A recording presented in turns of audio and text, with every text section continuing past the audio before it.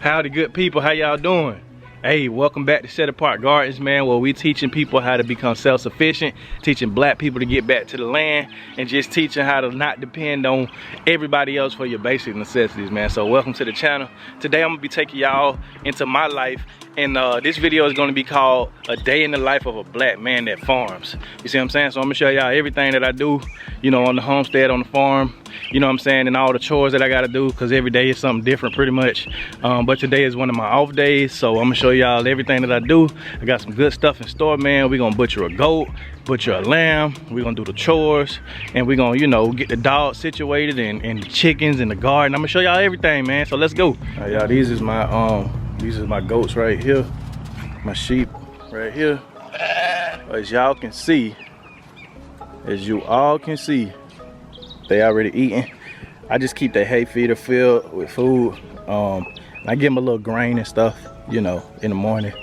And it just depends, sometime in the afternoon, but right now I'm just giving it to them once a day. You can see my little baby lambs growing up right here. You know what I'm saying? Got the two twins right there, the brown ones, the brown and white ones. That's their mama. And then I got the all white one right there, all female. So I gotta get them bred, you know, later on this year around breeding season. But these is my goats. I'm gonna butcher her today, because it's a long story, y'all. It's a long story. I'm gonna butcher her today, and I'm thinking about butchering one of my lambs today. Not the babies, of course, but the one with the one ear that I have had for about 2 years now. But the reason why I'm butchering that goat specifically is because I'm gonna just be honest with y'all. I don't like goats. I don't like keeping goats because they always escaping. They're just like, they're not like sheep. They're not like, and this is my second time around with goats. You know what I'm saying? And the first time I tried goats, I had two. I had a male and a female, and again, got tired of them. I didn't like the breed. This time, same thing. Got tired of them. Don't like the breed, honestly. So once the two little goats get older, I'm not sure if I'm gonna let them breed or if I'm gonna butcher them. But I'm thinking about once they get, you know, of age and stuff and get a good size, I might butcher them too. But yeah, I'm just, honestly, I'm starting to think goats ain't for me, man. If you got a specific breed of goat that you like and that you favor, because I'm thinking about milk goats and instead of meat goats, because meat goats, you know what I'm saying, like I feel like, you know, you're not hands-on with them every day. Like say if you got a milk goat, you're milking your goat every day, right? And they get used to you, you know, they're a little bit more friendly and docile, you know what I'm saying, and like I said, you got hands-on with them every day, and they're producing something for you every day. Instead of, you know, meat goats, for example, you can use, you know, like I can milk one of my goats who just had a baby, but you know, they're not friendly, if you will. They're not docile like I would like. They always escaping. They always just doing their own thing, and I really don't like that. I really don't like it. But they beautiful goats, but honestly, I'd rather a different breed. And then I'm also, another thing is, I'm also looking at some of the defects that they have, like on their teats, right? So on the two older ones, especially the one who just gave birth, they have multiple nipples on their teats, and I don't want to pass that on. You see what I'm saying? Like genetically, like I don't want that flaw going genetically. Also, their hooves grow so fast. Like I literally just got them a couple of months ago, and they hooves, I gotta trim their hooves already because their hooves growing too fast. And it could be the grain that I'm giving them, granted, but still, you know, I don't really like that. But that's the reason why I'm butchering. Because I really don't want them in my breeding program. Like the goats that I breed, I want them to be like the sheep that I breed. This breed right here, and I know I was kind of going back and forth with it, but after they've been producing, I'm like, okay, this is a good breed of sheep, this Katahdin, because I've had them for 2 years, no problems, really at all. They've always gotten pregnant, given birth, stuff like that. So we got a good breeding program going on. But with the goats, I don't want, you know, to continue breeding them. I don't want this breed on my farm. So that's why I'm butchering them, you know, just to give you that whole little spiel.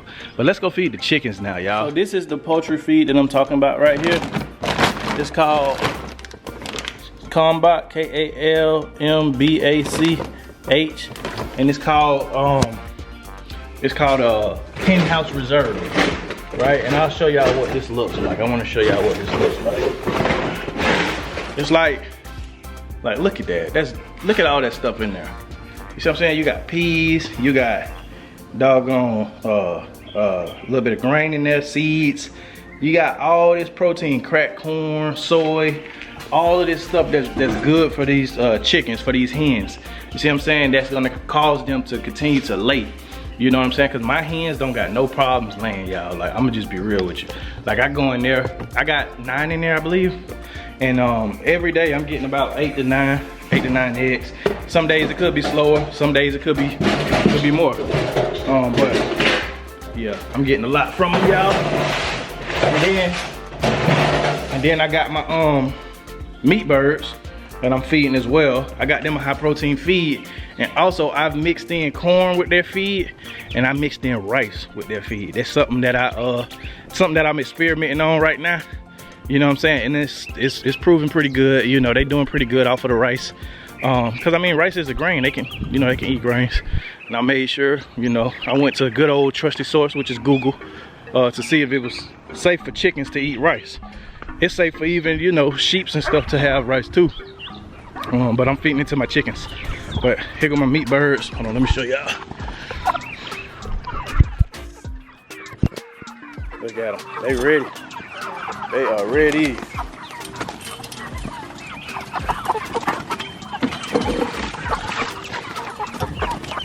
Yeah.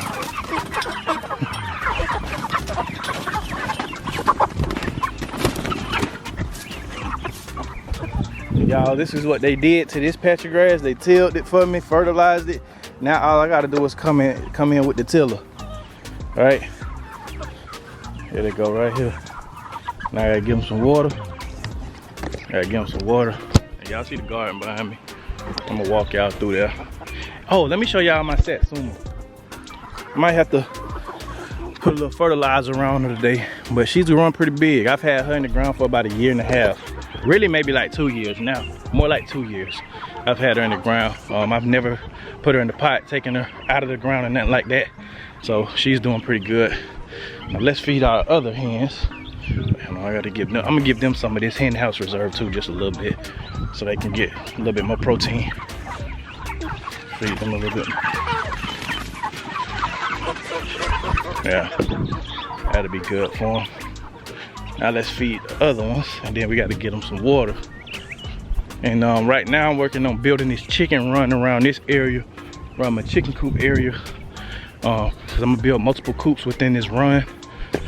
Because I got turkeys incubating right now, and once the turkeys incubate, you know, I'm going to breed my own turkeys and stuff. I'm gonna let them reproduce, stuff like that. So they're gonna have their own space. So here's my laying hens, y'all.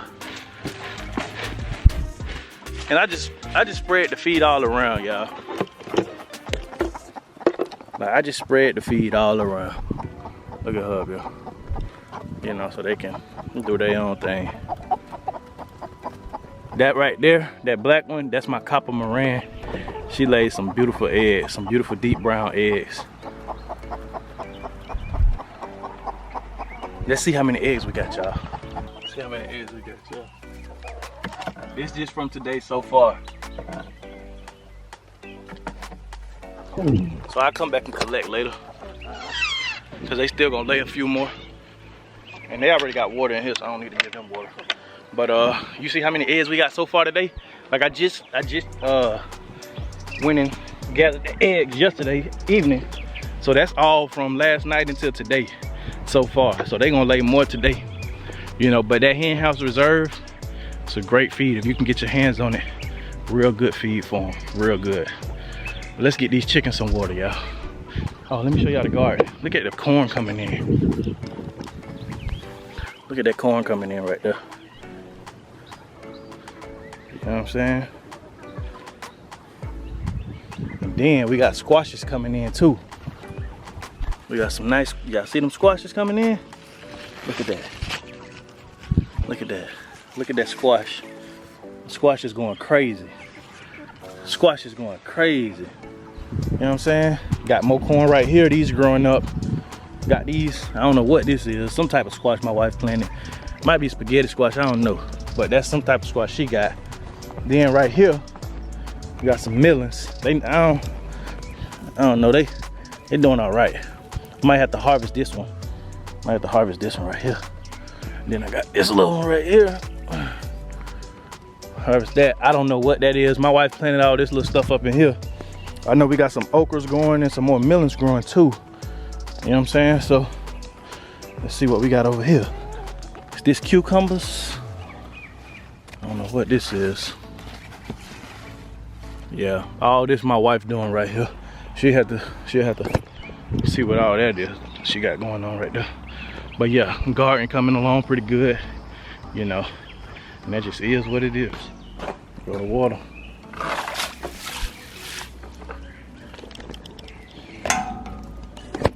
Put something inside. I don't need all of this. Yeah, that'll do.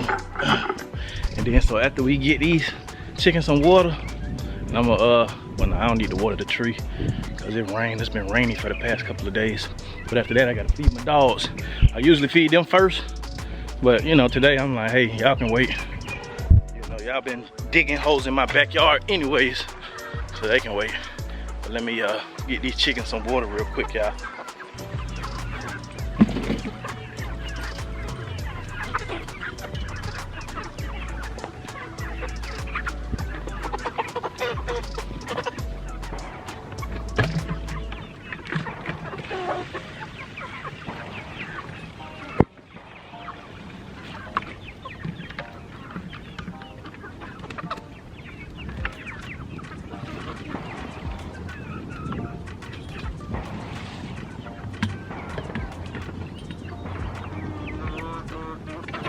Hey man, get your tail back in there. Don't judge me, cause I got my cooler that's blocking the door. I gotta get something to tie it off with. But off to the dogs. And I'm gonna be butchering these. I'm gonna be butchering these meat birds, the white ones that's in there. I'm gonna be butchering them probably next Monday. I'm gonna give them a couple more days. I'm gonna load them up on feed this week. High protein feed. I'm gonna get them a bag and I'm gonna just feed. I'm gonna load them up, get them real big, so I can get a good yield on my carcass with those. Because those gonna be, you know, those gonna last about, hopefully they'll last about 2 months for my family. And then also with the organs and with the chicken feed and all that, and then with the carcasses, I feed the carcasses to my dogs. Because I feed my dogs a raw diet, a mainly raw diet, half raw, half kibble, but mainly raw. And whenever I butcher animals, because it cuts down on feed costs tremendously. So if you got a homestead, man, and you're raising animals, I'm pretty sure you already know, but if you got dogs, make sure you're feeding your dogs a lot of those byproducts. You can feed them the, so like, okay, for instance, I'm gonna butcher a goat today and a sheep, right? They have that, they have a ruminant, right? Their stomach. You could, that's literally healthy for dogs. It's called green tripe. You can feed that to your dogs. You don't really gotta, you know, clean it all the way. Nah, because a lot of the grass and the green stuff in there is healthy for the dog's digestive system and healthy for their stomach. Cause I mean, you gotta think, what do wolves eat in the wild? You know what I'm saying? So I literally feed that to them, all the organ meats. Literally, I mean, I even like the bones, like the legs and stuff like that, the hooves, chew toys. You see what I'm saying? Like just stuff like that, man. You know, and with the chickens, all the, you know, liver and, you know, the kidneys and the hearts, the feet, the carcass after you've, you know, taken all the meat off the carcass, all of that can go to the dogs because they can eat all of that raw. But let me feed them real quick. And then we gotta run to the stall. I got the dogs fed. I'm in the car now. As y'all can see, it is hot outside. It's about 90-something degrees today in South Georgia. But got the dogs fed. I fed them some, well, if y'all care to know. I fed them, I had some chicken gizzards, some chicken feet. I had some hot dogs I gave them. And then I also gave them 2 eggs for protein. That's another thing that I learned as far as with the raw diet and stuff like that. If you crack a, and not even if you do the raw diet, but if you feed them kibble, if you crack a raw egg on top of their kibble, that really helps out with their coat. It keeps it shiny, it keeps their skin healthy and all that good stuff. So I give them an egg and stuff like that, because you know I get them fresh from my chicken, so of course I give them to my dogs. But so now I'm headed to PetSmart. I gotta buy some kibble for them because they ran out of kibble, and after that go to the store, and then I'm gonna head back home. And then so let's go to PetSmart. PetSmart. We going in PetSmart, y'all. Going in. Let's go. Oh, you know what? Yeah. You know what? I don't feel like taking this camera in there, so I'll see y'all when I come out. All right, we got some dog food, y'all. Now let's head to the grocery store. I don't know if I'm gonna take the camera in there, I'm gonna be honest with you. I'm just gonna get a few things for the house, then I'm gonna come back, and then we're gonna do what we gotta do with the goats and the sheep, if we can get to the sheep today. Because honestly, I'll put her. My bad. Honestly, I can get a little ambitious, y'all, and be like, oh yeah, I'm gonna butcher 2 animals today. Bruh, when I tell you, it's hot, and I'm not even finna try to push myself to do all that, you know what I'm saying? But if I can do it, I'm gonna try to get some help. I'm gonna try to get somebody to come out and help me, one of my friends or something. If they don't come, then I'll probably just do one. But we'll see at the end of the day. So I'll see y'all back at the house. Y'all, I'm back. Had to stop and get me a haircut. So that's what took me a little while to get back, but ain't like y'all noticed anyways. But now it's time to get set up for my goat butchering. So I'm gonna try to go in and catch her with my shepherding tool, but if I'm not gonna be able to do that, I don't know. So let's go try to catch her. Well, I ain't gonna show y'all that whole process. I ain't gonna bore y'all with all that, but I'm gonna go catch her, and then I'm gonna bring her back, and I'm gonna show y'all what we gonna do. All right, y'all. I ain't want to show the dispatch because it got, you know, a bit a little too graphic sometimes, but I got her. So I got her right here. About to get up on the gambrel. Ooh, it's hot, sweat. Let me set y'all up. Hold on.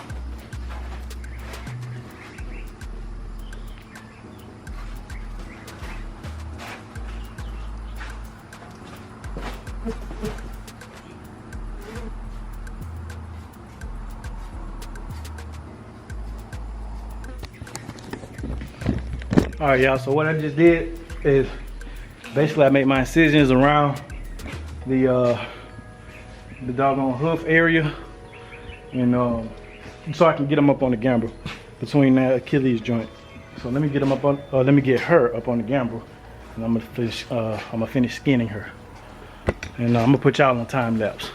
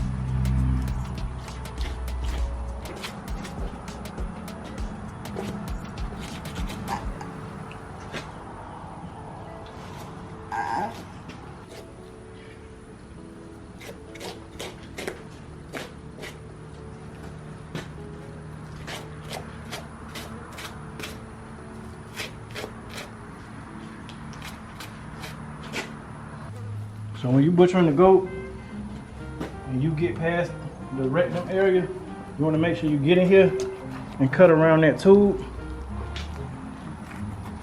like this.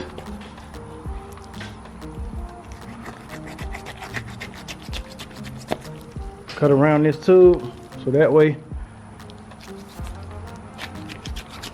when you pull out the butthole tube, it'll all just come out in one piece.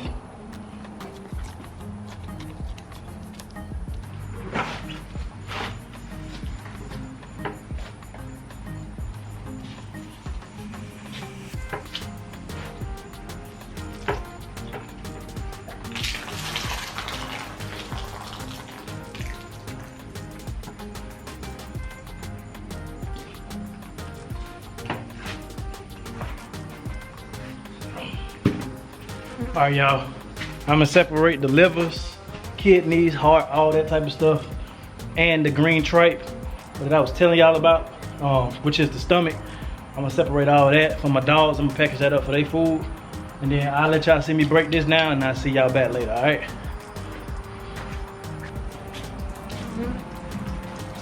Got one.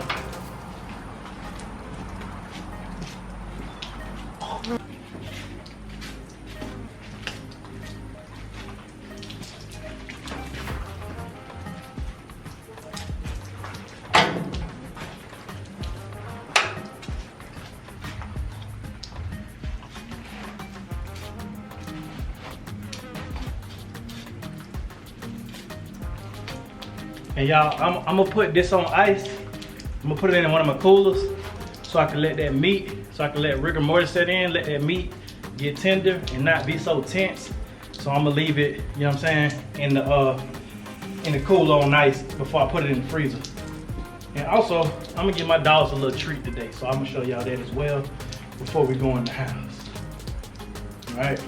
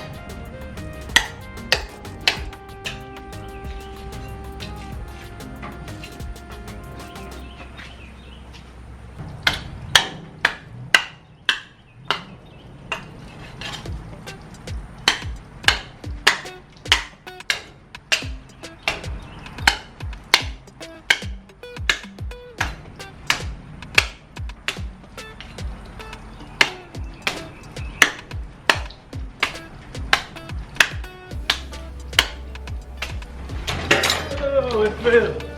Oh, I caught one.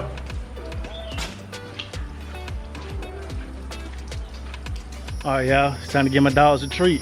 Got them some good old goat meat, so I'm gonna show y'all me giving it to them. Look at them.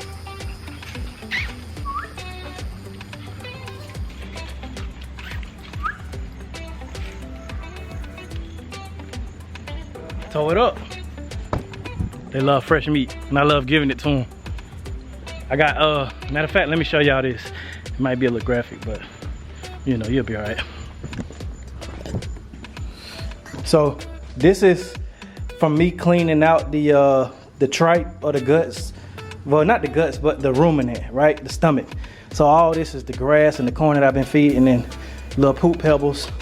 And I cleaned that out. I put that in that cooler right there. That's with the organ meats and that's with the green tripe. That's for the dogs. I'm gonna put this on ice as well, and then I'm gonna package it up at probably tomorrow or the next day. I'm gonna package that up. This is all of my meat right here in my cooler, and I'm gonna put ice on top of that.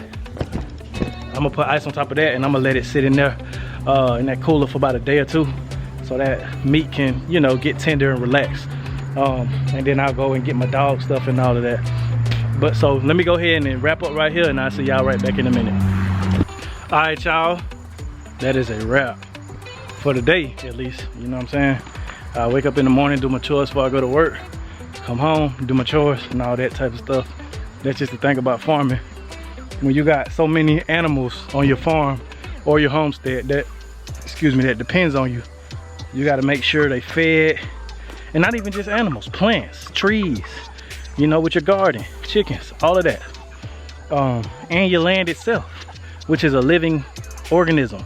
You got to make sure that it's sustained every day, and that's a part of farming. It's sustaining life. You see what I'm saying? So that's what I want to walk y'all through that today. You know, we did our chores, did the garden, did the chickens, did the sheep, goats, dogs, took care of them, butchered a goat, provided food for my family, provided food for my dogs. You see what I'm saying? It's the circle of life. You see what I'm saying? But I appreciate y'all for coming along with me today. Show y'all how, you know, I do as a black farmer, a black man that farms. You see what I'm saying? And show y'all just, you know, the details of it and what it really looks like. But again, like I always like to say, man, I appreciate y'all. And if y'all get somebody the power to feed you, you give them the power to starve you. See y'all next time. Peace. Bombs over Baghdad really ain't that bad. Little wiretap, yes, yes. Little dodge in the IRS. Little haven from the taxman.